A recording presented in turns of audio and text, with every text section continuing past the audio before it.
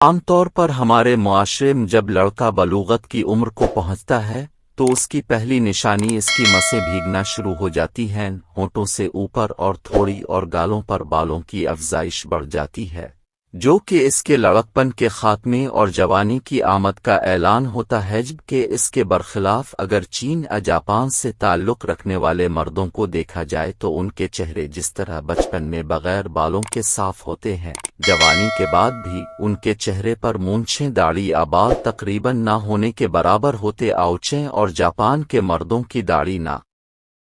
ہونے کی وجوہات اکثر مردوں کی صاف جلد کم دیکھ کر کچھ افراد کو یہ محسوس ہوتا ہے جیسے کہ چین یا جاپان کے مردوں کی داڑھی ہی نہیں نکلتی ہے، جبکہ حقیقت یہ ہے کہ ان کے معاشرے میں داڑھی رکھنے کا رواج نہ ہونے کے برابر ہے، اس وجہ سے مردوں کی اکثریت کلین شیو رہنے کو ترجیح دیتے ہیں۔ تاہم یہاں ایک اہم پہلو بھی قابل غور ہے کہ چین اور جاپان کے مردوں کے چہروں پر بالوں کی افزائش ہمارے ملک کے مردوں کی نسبت کم ہی ہوتے آو وراثت خصوصیات انسان کی ظاہری خصوصیات کا بنیادی سبب ان کا ڈی این اے ہوتا ہے، وہ عام طور پر انہی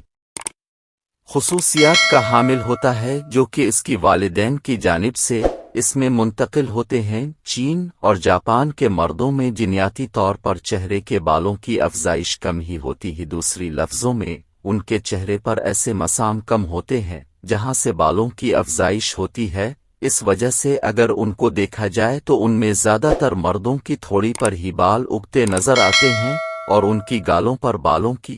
نمونہ ہونے کے برابر ہوتی ہے۔ یہ ہارمون کے اثرات جسم پر بالوں کی نشوونما بڑھانے میں ٹیسٹیرون نامی ہارمون کا اہم کردار ہوتا ہے، مگر جاپان اور چین کے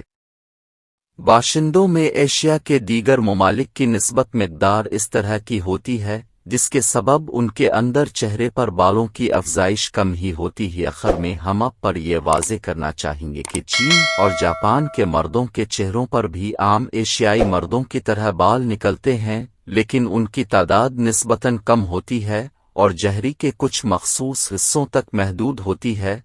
یہی سبب ہے کہ اسمارٹ نظر آنے کے لیے زیادہ تر مرد حضرات کلین شیو ہو جاتے ہیں، تاہم اگر وہ داڑھی رکھنا چاہیں تو ان کی تھوڑی پر داڑھی نظر آ سکتی ہے۔